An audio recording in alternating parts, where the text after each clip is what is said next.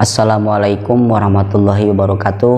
Kembali lagi bersama saya Omad di channel Barudak Horor. Para teman-teman sekalian, di momen kali ini seperti biasa saya akan bercerita tentang kisah dan pengalaman perjalanan saya sendiri waktu masih berada di kampung halaman, yaitu kota Garut.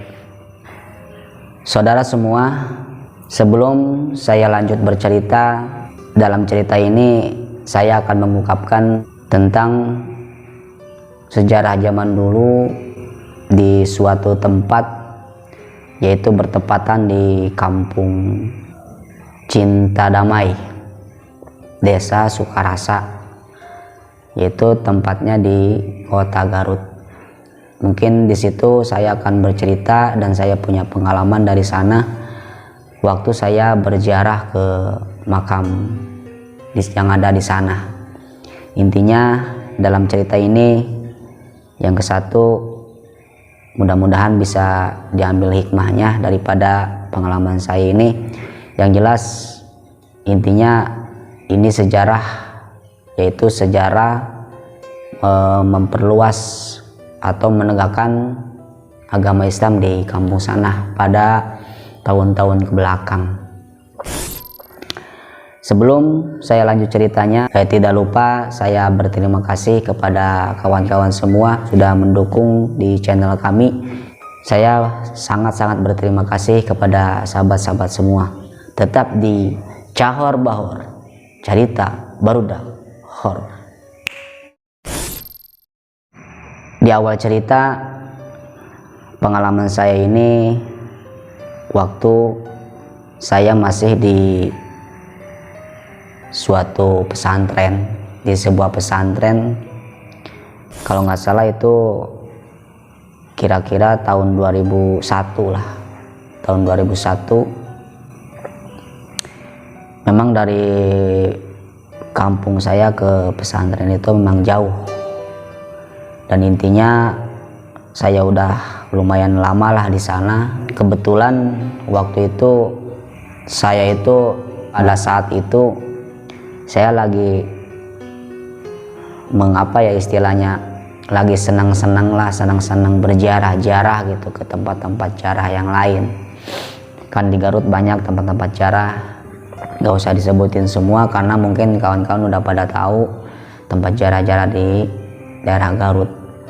Cuman di cerita ini saya akan bercerita tentang pengalaman saya waktu berziarah ke kampung kampung Cinta Damai, desa Sukarasa. Memang di kampung itu terdapat suatu makom lah, istilahnya makom keramat.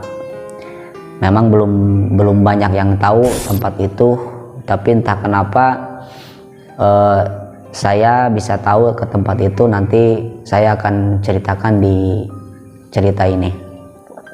Oke, di awal cerita, waktu saya lagi di pesantren, biasa kalau di pesantren saya itu kalau jam 12 istilahnya lah, kalau tengah-tengah malam gitu kan, di sana aturannya kalau tengah malam diharuskan sholat tahajud, peraturannya begitu.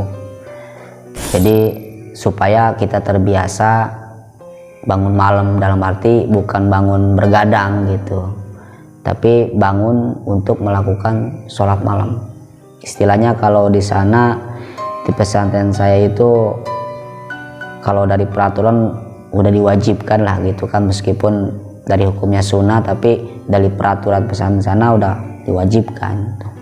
Di suatu hari, kira-kira itu malam Rebo kalau nggak salah, malam Rebo, entah kenapa waktu itu suasana malam itu saya ngerasa gelisah.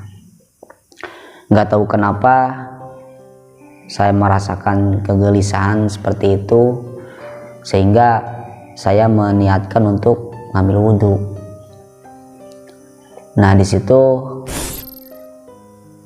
saya ngambil wudhu, terus saya yang melakukan sholat hajat, sholat sunnah-sunnah yang lain, terus sholat tahajud lah. Di situ saya wiridan biasa, wiridan biasa lah gitu. Dan kebetulan pada malam itu yang biasanya ada lah gitu yang lain sama-sama ikut sholat tahajud, kebetulan malam itu nggak ada, cuman saya sendiri 12:30 kalau nggak salah itu. Nah, saya lagi wiridan. Nah, setelah saya wiridan kira-kira 1 jam lah, 1 jam saya wiridan. Nah, di situ saya ketiduran, sehingga saya langsung tidur tuh di tempat sholat saya di masjid yang ada di pesantren saya. Nah, di situ saya bermimpi, saya melihat suatu tempat. Jadi tempat itu ada sumur, terus ada pohon kayu, tapi belum tahu jelas itu pohon kayu apa. Yang jelas di impian saya itu ada gambaran kayak bukan makam sih sebenarnya, itu patilasan kayaknya, kayak patilasan bekas menyebarkan bekas patilasan zaman dulu lah. Saya belum tahu waktu itu, dari mimpi saya belum terlihat jelas, cuman yang saya lihat itu dalam impian itu ada patilasan, terus ada sumur, terus ada pohon kayu. Nah, di situ entah itu berapa lama saya ketiduran di situ. Nah, seingat-ingat saya itu waktu saya bangun dari tidur saya itu kira-kira jam 2:30 lah, hampir mendekati subuh. Jam 2:30 saya bangun. Saya mikirin mimpi yang saya alami tadi gitu. Nah, kata saya, kok ada impian kayak semacam suatu tempat kayak gitu. Apakah ini berbuah petunjuk atau pesan apa gitu kan? Saya belum bisa menafsirkan tentang mimpi itu. Nah, singkat cerita, paginya saya berniat ke tempat tinggal guru saya, tapi bukan guru ngaji saya, tapi biasalah guru spiritual saya gitu kan. Nah, jam 8 pagi saya berangkat ke tempat guru saya. Nah, dengan bertujuan saya ingin menanyakan tentang mimpi itu. Apakah mimpi ini sebuah ilafat atau istilahnya petunjuk, entah apalah gitu motifnya, saya belum tahu gitu kan. Makanya saya langsung teringat sama guru saya gitu kan. Nah, singkat cerita, sesampainya saya di rumah guru saya biasa sebelum saya ngobrol ke yang intinya, biasa ngobrol-ngobrol dulu, silaturahmi lah gitu. Nah, setelah itu saya menanyakan sama guru saya, Wak, kata saya semalam bermimpi diperlihatkan suatu tempat yang seperti patilasan, tapi di situ ada sumur, terus ada pohon kayu, tapi nggak tahu pohon kayunya apa. Terus ya kayak semacam patilasan lah gitu. Coba kira-kira Wak bisa menerangkan tentang mimpi itu. Nah, di situ Wak saya belum langsung menjawab, tapi Wak saya mungkin neropong dulu lah gitu kan, apa maksud dari tujuan mimpi itu gitu, dan di mana tempatnya. Nah, terus kata Wak saya gini, setelah Wak saya meneropong, oh iya ada, katanya ada tempat patilasan, kayak patilasan keramat lah, tapi memang di situ ada sumur, terus ada pohon kayu. Tapi yang Wak lihat katanya pohon kayu itu cuman satu doang, satu. Kayak semacam kayu amplas katanya gitu. Kayu amplas. Apa namanya? Iya, kayu amplas katanya. Nah, terus kira-kira itu semacam pesan atau ilapat atau gimana, Wak, katanya? Itu bisa jadi ilapat, bisa jadi mungkin kamu di sana, kata guru saya, mungkin kamu di sana ada sesuatu yang harus kamu tahu tentang keberadaan di sana gitu. Cuman nggak tahu pasti, kata guru saya, motifnya apa dan kenapa. Yang jelas dari terowongan Uwa memang di sana banyak yang datang juga ke sana, cuman dengan tujuan yang berziarah juga ada katanya. Terus yang datang dengan niat yang nggak baik juga ada gitu. Nah, mungkin di situ entah itu berbuah pesan atau petunjuk buat apa gitu, gua belum bisa menjelaskan. Yang jelas mungkin kamu harus ke sana gitu. Nah, saya bingungnya gini, karena dari omongan si Uwa saya belum begitu paham gitu, karena belum begitu paham maksud saya sebenarnya ada apa gitu kan, belum bisa menafsirkan. Uwa juga cuman ngasih taunya begitu. Nah, setelah itu saya nanya lagi, kira-kira itu di mana tempatnya, kata saya. Tempatnya itu nggak jauh katanya dari sini, cuman memang agak nanjak sih jalannya, karena memang di daerah perkampungan yang jauh ke kota lah gitu istilahnya. Lumayan harus ada perjalanan nanjak lah gitu, lumayan jauh kalau jalan kaki. Nah, di situ terasa jauh, kata saya. Kira-kira ke daerah mana tuh, kata saya. Terus saya diem lagi, terus guru saya memejamkan mata lagi. Gak tahu dia lagi ngapain gitu, saya mungkin lagi menerawang tempat yang saya maksud gitu. Nah, tidak lama kemudian saya ngomong gini, itu kalau nggak salah jalannya nggak jauh dari pesantren kamu, katanya gitu. Nggak jauh, kata saya. Kayaknya itu ke daerah, mau menuju ke daerah Cinta kalau nggak salah. Kayaknya di situ itu, nanti kamu nanyain aja di sana. Memang kalau udah sampai kampung itu kamu nanyain apakah memang ada patilasan di sana gitu, kamu bisa nanyain di sana. Nah, saya ingat waktu kan kampung saya di daerah pegunungan kan, kalau waktu masa saya di kampung itu kan sering ke kebun lah. Kebetulan kebun saya ada di bukitnya, di kaki gunungnya gitu. Jadi kalau ngelihat ke perkampungan yang dekat gunung kelihatan jelas gitu. Saya, kalau kampung Cinta, oh iya tahu, kata saya. Saya pernah lihat, cuman memang belum pernah ke sana. Tapi ya saya mau nyoba kalau memang saya harus kana. Kira-kira ini penting gak, Wak, kata saya sama guru saya. Kira-kira ini penting gak? Ya kalau bilang penting ya kurang tahu, katanya. Cuman ya mudah-mudahan aja ini ada hikmah buat kamu gitu. Apa yang ada di sana, terus nanti kamu dapat apa di sana gitu. Coba aja ke sana. Mudah-mudahan asalkan kita niatnya baik aja gitu kan.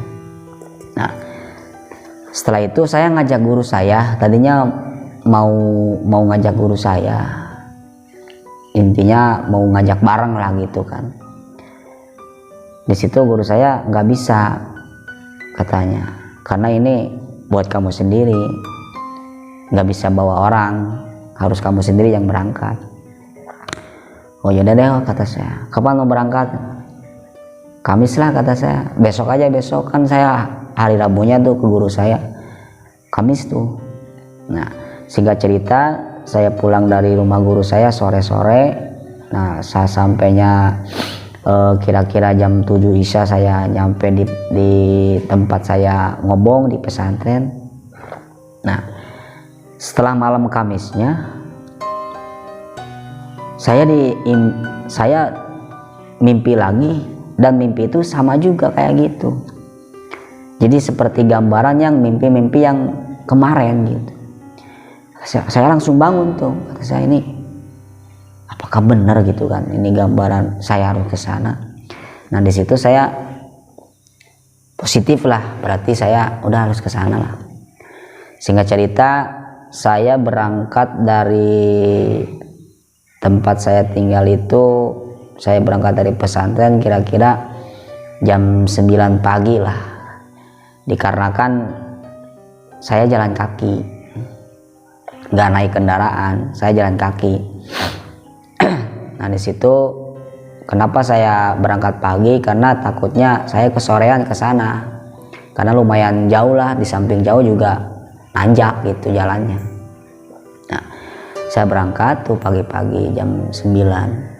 Nah di situ saya sempat mampir-mampir dulu ke tempat teman-teman saya yang di kampung-kampung lain gitu kan, teman-teman di pesantren. Nah di situ dalam perjalanan kira-kira saya menghabiskan waktu itu, kalau intinya saya datang ke tempat kampung yang saya tuju itu kira-kira jam 2 lah, jam 2 zuhur. Nah jam 2 zuhur saya menemui seseorang agak tua lah, mungkin warga di sana gitu kan. Saya menanyakan, Pak, kata saya, Assalamualaikum, punten Pak, bade tumaros dupi ieu kampung cinta sanes, kampung cinta damai sanes, mohon cenah aya peryogi naon jang gitu. Nah, ada perlu apa jang? Saya mau nanyakan apakah benar di sini ada patilasan, kata saya. Patilasan maksudnya patilasan tempat jarah katanya gitu. Ya bisa dibilang begitu Pak. Oh mohon cenah mun aya, tapi patilasan anu osok di daratangan mah aya ge cenah eyang janggot cenah gitu. Eyang janggot. Nah saya penasaran tuh, emang benar di sini Pak ada patilasan kayak orang-orang yang suka datang ke sana? Ada, bahkan sudah banyak yang datang ke sana, cuman nggak tahu ada yang mau niat jarah juga, ada yang mau niat hal yang lain juga gitu kan. Nah, kata saya gini, saya mau ngeyakinin gitu, mau meyakinkan apakah sama nggak nih sama impian yang digambarkan dari impian saya. Saya nanyain, Pak, coba Bapak pernah ke sana nggak? Oh, pernah ke sana. Di situ ada sumur nggak Pak? Kata. Ada. Terus ada pohon juga, pohon amplas. Ada di situ, ada pohon amplas. Memang di situ dulunya patilasan yang bangun, terus yang mendirikan, menyebarkan agama Islam di sana. Oh gitu, kata saya. Terus yang dimaksud eyang janggot ini siapa, kata. Kalau yang disebut di situ ya itu mah nama-nama yang viral lah istilahnya, yang biasa disebut orang-orang yang udah tahu ke sana, namanya eyang janggot katanya. Tapi kalau nama aslinya ya saya nggak begitu paham.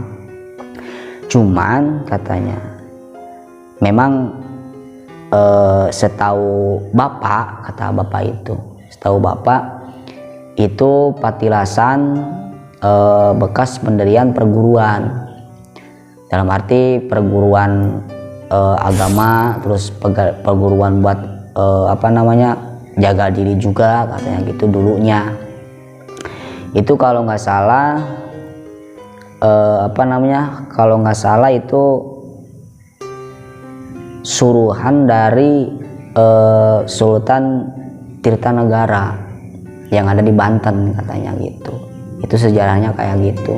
Jadi beliau si Yayang Janggot ini mendapatkan ilafat supaya mendirikan dan membangun juga menyebarkan agama Islam di sana gitu kan. Oh, kata saya gitu. Tapi kata saya banyak yang datang ke sana, banyak. Cuman ya namanya manusia kan banyak lah, maksud istilahnya niat-niat manusia kan beda-beda gitu kan, gak tahu mau apa gitu kan. Ada yang niat baik juga, mungkin ada yang lebih dari itu juga gitu. Tapi yang jelas setahu Bapak memang di sana ada patilasan. Ada makam gak Pak? Kalau makam sih nggak pasti katanya, cuman di sana setahu Bapak patilasan doang sih katanya. Kalau makamnya nggak ada yang tahu katanya gitu, kalau di sana ada makam. Nah setelah itu saya mulai yakin tuh, oh berarti bener kata saya, di gambaran mimpi saya, oh berarti di sana gitu kan. Nah, emang Ujang mau ke sana gitu, emang Ujang reka gitu kan, mohon mereka itu atau meni apa namanya, kata si bapak itu meni sore-sore atau cenang ke kawengian di itu. Ah wes Pak, kata saya gitu. Setelah saya berbincang-bincang sama si bapak-bapak warga di sana itu, saya penasaran, karena memang pernah yang jadi penasarannya gini, saya kan istilahnya bisa dibilang kalau cerita-cerita sejarah senang lah gitu kan, pengen tahu lebih dalam lagi gitu kan namanya. Jadi pengen tahu lebih dalam sejarah yang sebenarnya itu apa gitu kan.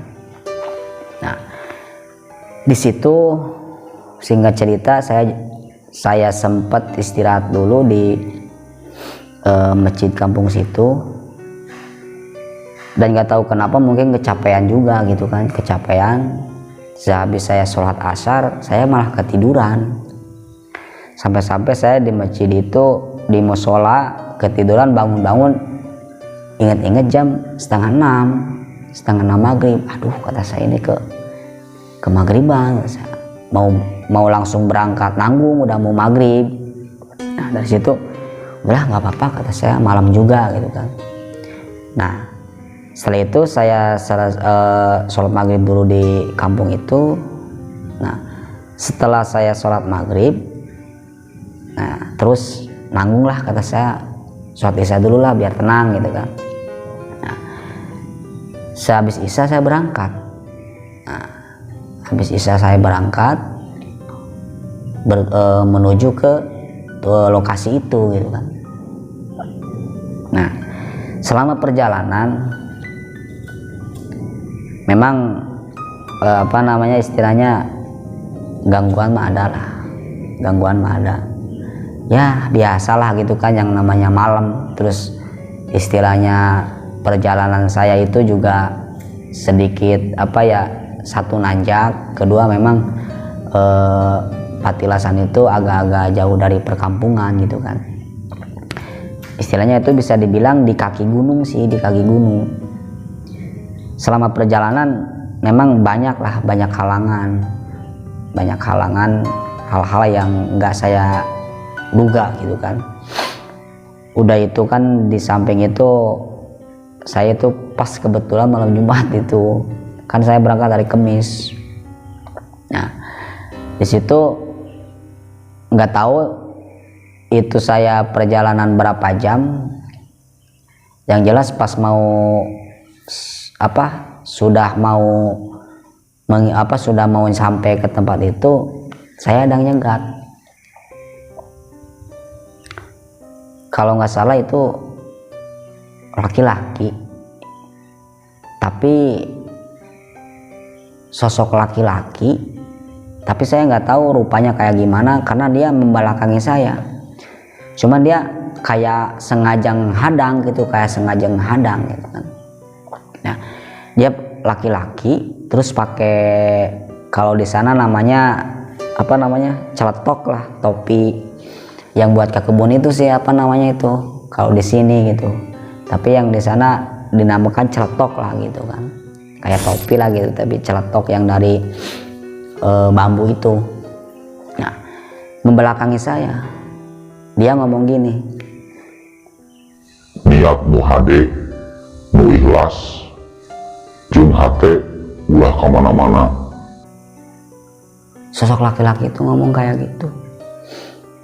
Jadi pas saya lagi di jalan, begitu saya berhenti, laki-laki itu membelakangi langsung, tiba-tiba nggak tahu dia sosok itu, orang itu muncul dari mana tiba-tiba pas saya lagi jalan tiba-tiba ada, terus langsung ngomong gitu, sing hade niat anu alus, niat nu bersih gitu ngomongnya.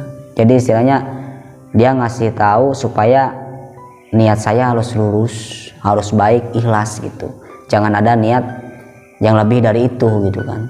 Nah, pas saya mau menanyakan lagi gitu kan, mau menanyakan maksudnya apa perkataan itu, pas saya mau nanya tiba-tiba itu hilang, sosok yang pakai topi itu hilang. Nah, saya mulai aneh gitu, maksudnya gimana ya, gimana lah kalau secara tiba-tiba ada langsung nggak ada lagi kan. Dalam pikiran saya udah apa ya, udah berpikiran kemana-mana, wah kata saya ini kayaknya bukan orang, kata saya gitu, dalam hati saya gitu. Tapi setelah itu udahlah, saya ambil positif aja, mungkin yang tadi sosok yang nampakin saya itu mungkin ngasih tahu bahwa saya niatnya harus lurus gitu kan, harus benar-benar baik lah gitu. Nah, setelah di sana itu udah keadaan malam, itu nggak tahu lah jam berapa gitu kan, cuman memang udah kayaknya udah malam banget sih. Setelah saya bertemu sosok itu, terus saya jalan lagi sambil memikirkan kata-kata yang tadi gitu kan, apa ini sebenarnya, kata saya. Nah, setelah itu kayak saya dicegat lagi tuh, nggak tahu itu sosok dari situ apa gimana ya, mungkin ya yang namanya malam-malam gitu kan, istilahnya jauh dari perkampungan, terus sepi juga kan di situ. Memang di situ saya ngelihat anak kecilnya itu kakinya panjang, terus tangannya juga agak panjang gitu kan, tapi lebih panjangan kaki. Tapi yang saya lihat itu gimana ya, bibir kayak nggak ada bibirnya lah, dia kelihatan giginya doang gini nih, kelihatan giginya doang, tapi bibir ada, cuman agak ke atas, jadi lebih menonjol giginya daripada bibirnya gitu kan. Nah, dia jalan-jalan terus, tapi jalannya bukan jalan seperti jalan-jalan kita gitu kan, bukan seperti manusia biasa, dia jalannya merangkak gitu. Memang posturnya kecil, cuman yang panjangnya kakinya doang merangkak gitu kan. Nah, di situ jadi ngomongnya itu nggak jelas. Jadi yang saya dengar gini, aing hayang aya batur, aing di dia nu ngajak, nu ngurus, nah gitu kan. Kata saya, kok ini makhluk kok ngomongnya kayak gini, jadi kayak ngirung kalau dibahasakan mah, jadi nggak jelas lah. Jadi kata saya, ini apa? Nah, pas saya udahlah, kata saya itu mah mungkin halangan buat saya gitu kan. Pas mau jalan lagi, saya malah dicegat itu. Juga, hai mana kemana? Terus ya, jadi ngomongnya kayak gitu, mana kemana? Terus ya, orang erek ka tempat patilasan, mana daek ngurus orang cina. ngurus orang siapa? Jadi ngomongnya kayak gini, kamu mau kemana katanya. Kata saya mau ke tempat patilasan. Mana daek ngurus orang cina. Ngomong kayak gitu. Emang kamu apa? Tuyul cina, tuyul. Hah, tuyul. Emang kepalanya emang botak sih, cuman ya nggak tahu lah mungkin itu.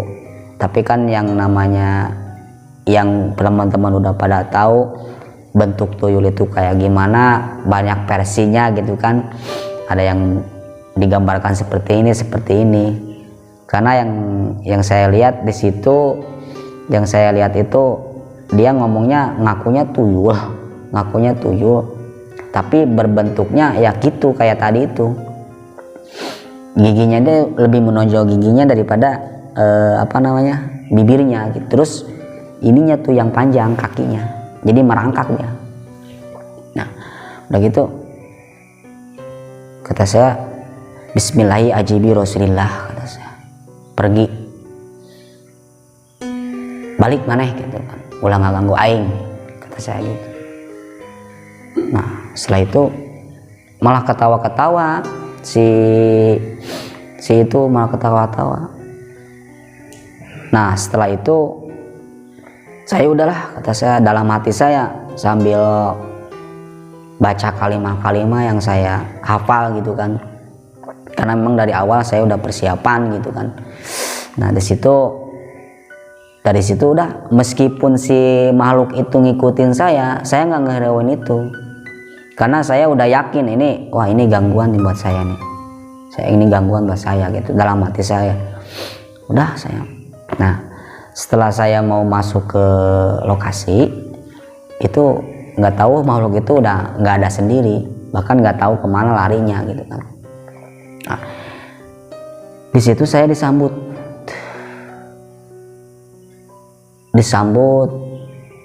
dengan angin kenceng. Tiba-tiba lah anginnya, secara tiba-tiba niup angin. Nah kebetulan saya waktu itu bawa baterai, saya nyorot-nyorot, kata saya kok di sini ada angin, kok di tempat lain nggak ada, cuma di lokasi itu doang. Nah saya sorotin tuh tempat itu. Nah saya seperti yang tadi saya bilang, saya tujuannya ingin memastikan impian saya benar apa enggak gitu. Apakah benar ini tempatnya apa bukan gitu. Nah saya sorot-sorot, memang di situ ada. Nah saya sorot ada sumur, terus ada ada pohon amplas itu, ada pohon amplas. Nah di situ nggak tahu kenapa saya itu gimana ya, emang rasa takut ada, cuman saya lebih meyakinkan bahwa saya kesini dengan bertujuan baik lah istilahnya. Meskipun ya yang namanya di dunia ini kan kita tidak sendiri gitu kan, pasti ada makhluk-makhluk yang lain gitu. Nah setelah itu saya mencoba duduk di sana, bahkan saya duduk di dekat pohon amplas itu. Saya mencoba beradaptasi di sana, coba ngehadiah dulu lah di situ, dengan bertujuan pengen tahu sebenarnya di sini itu apa gitu kan. Setelah beberapa menit, nggak tahu berapa menit saya berzikir berwiridan di sana, cuman saya ngedengar bisikannya kayak gini, hati-hati cina, hati-hati. Jadi kayak semacam apa ya istilahnya, bisikan doang tapi ngomongnya hati-hati gitu kan. Rasa kok ada bisikan kayak gitu kan. Nah setelah itu saya coba membuka mata. Nah dari situ saya melihat bermacam-macam makhluk lah, nggak tahu itu makhluk apa. Yang jelas ya mungkin bisa disebut jin, bisa gitu kan, cuman menyerupai apa gitu kan. Bisa juga disebut setan karena memang setan bisa mencela putri buat mengganggu manusia gitu kan. Nah, di situ kebanyakan saya ngelihat kayak suatu padepokan lah kalau nggak salah. Melihat padepokan banyak murid-muridnya banyak. Saya merhatiin aja, saya nggak nanya, nggak ngomong gitu kan, cuman ngeliatin doang. Cuman saya ngomongnya dalam hati, oh berarti di sini itu tempat dulunya bekas perguruan gitu kan, perguruan dalam segi keagamaan juga ada gitu kan.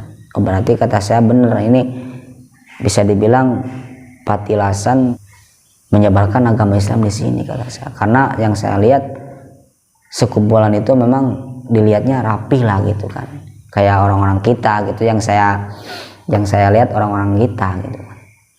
Nah setelah itu saya memejamkan mata lagi, terus berzikir lagi gitu kan. Nah tiba-tiba ada sosok yang nampakin, cuman saya nggak tahu jelas mukanya nggak terlalu jelas, cuman ada yang nyamperin saya di situ, kayak agak-agak tua, tapi saya nggak terlalu jelas lihat wajahnya gitu kan. Nah setelah itu si kakek ini ngomong kayak gini, si kakek ini ngucapin salam. Assalamualaikum. Waalaikumsalam. Ujang rek naon ka dieu? Tujuan anak rek naon? Rek minta barokah ka tempat ieu atau kumaha? Nah setelah itu saya ngejawab, setelah saya menjawab salam si kakek ini, terus saya ngejawab pertanyaan kakek ini. Kata saya cuman ingin memastikan saya bermimpi ditujukan ke tempat ini. Saya juga nggak tahu ini saya mau ngapain ke sini katanya, dan ada apa di sini. Upami tiasa terang, sebenarnya kakek ini siapa? Lamun percanten, lamun percaya. Kalau bahasa kita, kalau percaya, kalau Ujang percaya, saya yang disebut Eyang Janggot. Eyang Janggot. Terus tugas kakek di sini apa? Dulu saya menyebarkan agama Islam di sini. Di sini sempat ada perguruan lah, perguruan.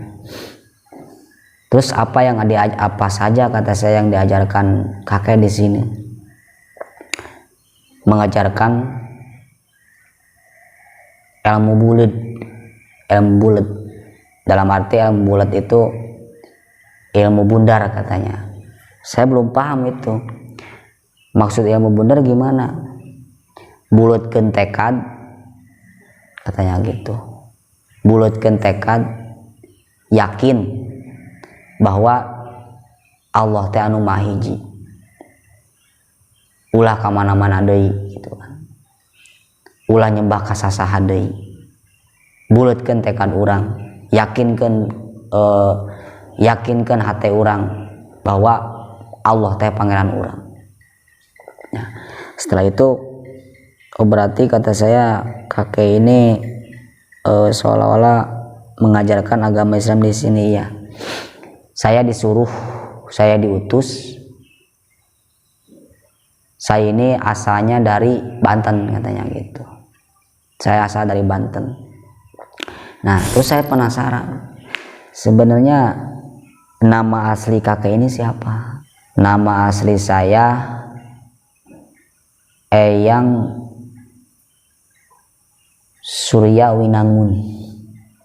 Jadi nama asli dari sebutan Eyang Janggot itu dia nyebutnya Eyang Surya Winangun.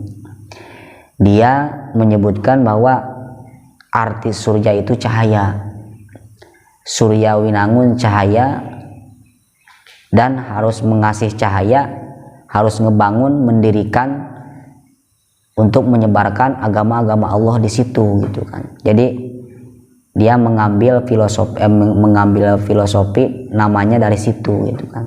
Entah itu nama asli atau apa, saya kurang tahu gitu kan, cuman dia nyebutkannya seperti itu.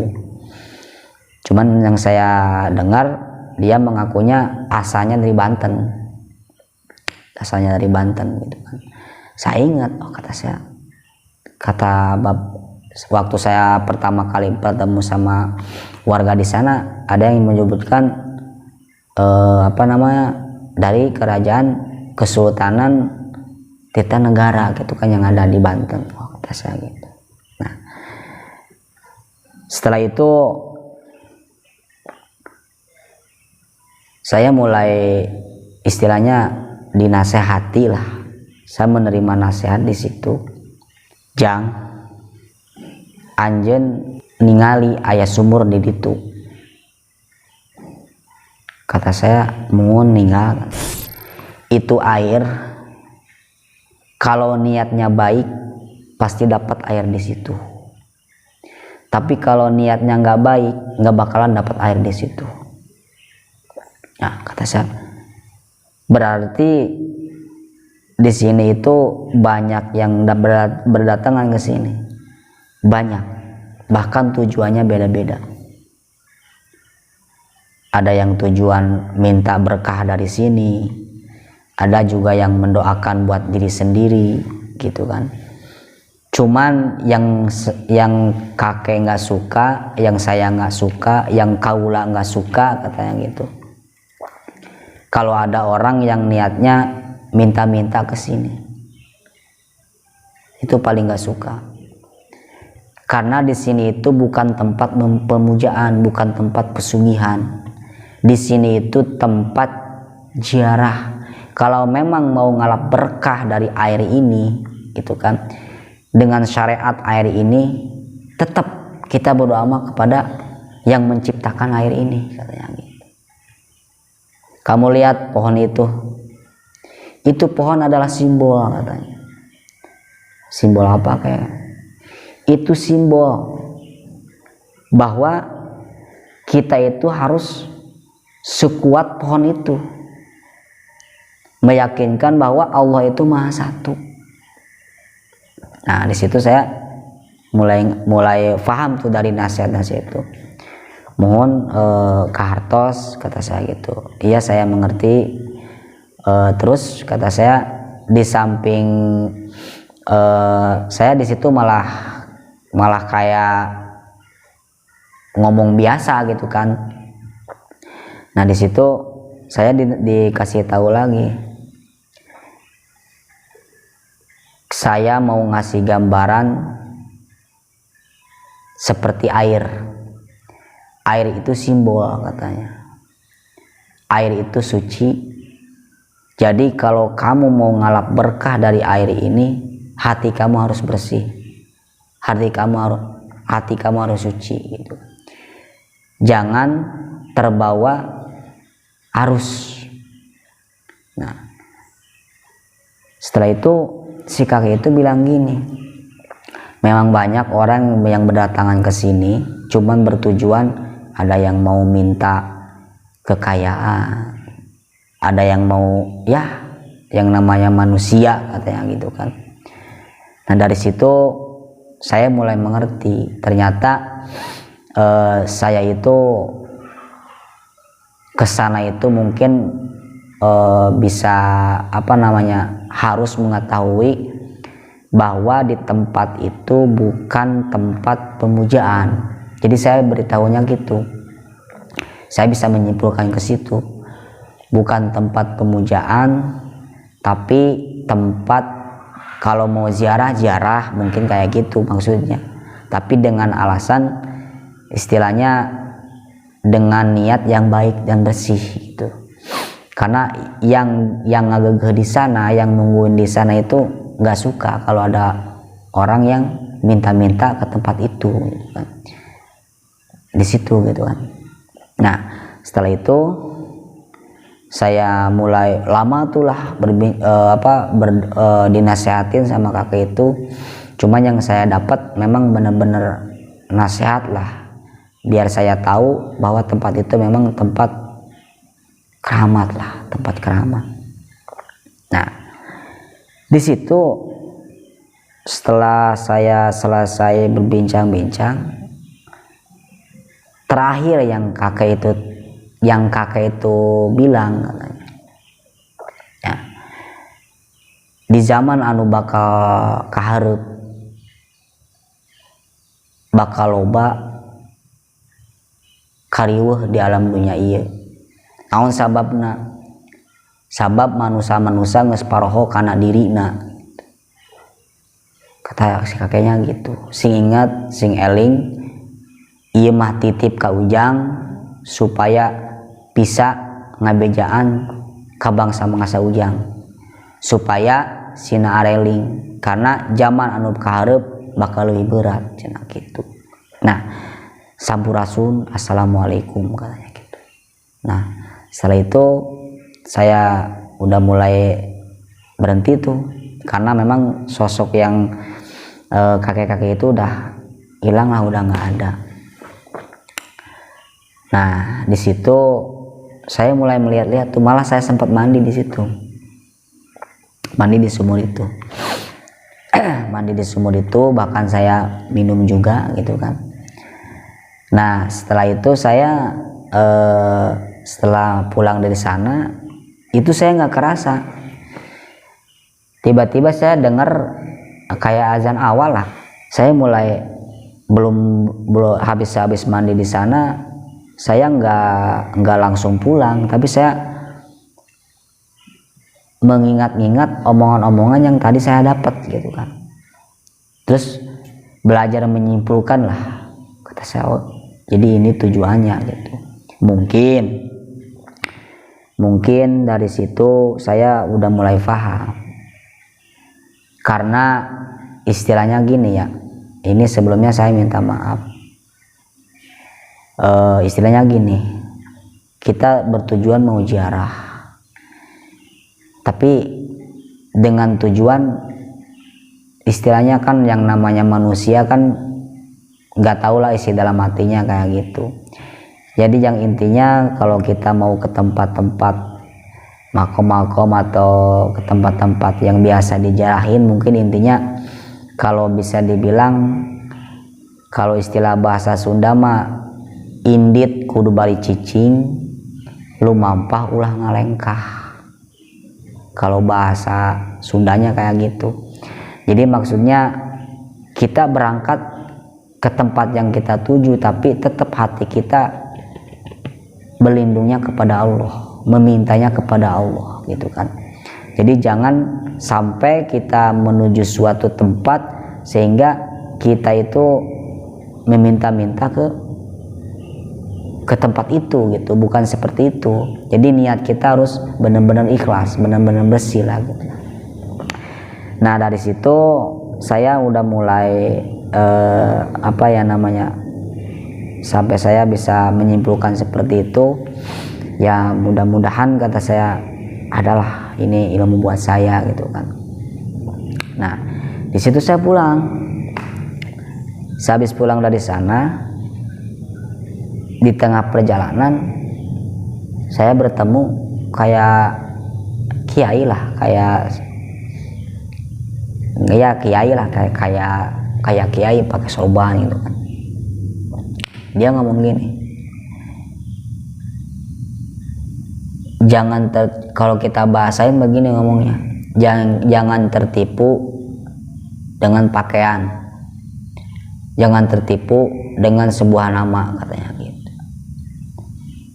Jadi saya di situ kok saya belum mengerti gitu apa maksudnya gitu. Nah maksud jangan tertipu itu tertipu apa gitu. Nah saya nanya, assalamualaikum, punten, ieu saha, ieu sareng saha, kata saya. Anjeun teu kudu apal ka kaula, kamu nggak perlu tahu saya. Yang jelas saya ngasih tahu, melihat diri seseorang itu, melihat diri manusia itu bukan dari pakaiannya, katanya gitu. Jangan kira orang itu bisa pakai sorban, bisa pakai peci, tapi kita nggak tahu dalam hatinya busuk gitu kan. Itu setan yang menyerupai jelema, karena setan itu lebih gagah. Nah, setan itu lebih gagah sebenarnya, bahkan lebih pintar, yang mau menyesatkan manusia-manusia seperti kita gitu kan.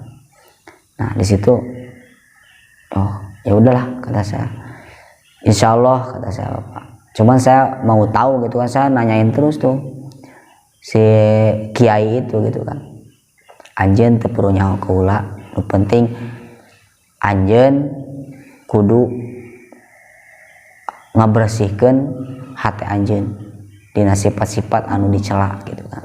Nah, setelah itu tiba-tiba ya nggak tahu lah itu gimana ya, secara tiba-tiba lah gitu, nggak tahu datangnya, nggak tahu nggak adanya gitu kan. Nah, di situ saya udah ambil positif aja, mungkin itu sebuah nasihat buat saya gitu kan, sebuah nasihat buat saya. Dan mungkin dari pengalaman ini bisa dibilang Indonesia itu kaya akan budaya dan sejarah gitu kan, kaya akan budaya dan sejarah. Jadi sejarah itu entah itu, jadi ada ibarat kata begini, ada kutipan dari bahasa sejarah dan spiritual gitu kan. Jadi nggak bisa lepas dari itu, ada budaya, ada sejarah, entah itu dari sejarah keagamaan, sejarah kebudayaan. Nah, di situ mungkin saya digambarkan seperti itu, dan saya harus ke tempat itu, mungkin diharuskan tahu gitu bahwa di tempat itu ternyata ada tempat patilasan bekas sesepuh atau karuhun ya, karuhun yang patilasan bekas menyebarkan agama Islam di sana gitu kan. Bahkan saya juga bisa tahu bahwa di daerah-daerah saya itu memang banyak ternyata gitu, setelah itu ternyata memang banyak lah gitu sejarah-sejarah, bahkan sejarah berdirinya Islam di daerah Pasundan kayak gimana, seperti apa gitu kan. Alhamdulillah saya bisa belajar dari situ gitu kan. Nah, para saudara semua, mungkin pengalaman saya ini ya bisa dibilang horor mah enggak gitu kan, cuman ini bisa dibilang perjalanan spiritual saya gitu kan. Meskipun istilahnya sedikit dari kisah mistisnya atau horornya, yang jelas saya bukan berarti bukan bermaksud ke situ gitu kan. Karena saya menceritakan ini sebenarnya nggak semua, istilahnya kalau saya ceritakan semua selama saya di perjalanan menemukan apa-apa, ya saya cuma segelintir aja lah yang saya bahas. Saya menemukan apa-apa, cuman saya kan bertujuan bukan ke situ gitu kan. Mungkin pengalaman saya ini mudah-mudahan ada manfaatnya juga buat teman-teman semua, dan ada hikmahnya juga daripada cerita kisah pengalaman perjalanan saya ini. Akhir kata saya ucapkan sebelum saya tutup video ini, saya sekali lagi mengucapkan terima kasih kepada teman-teman semua yang sudah mendukung channel kami. Assalamualaikum warahmatullahi wabarakatuh.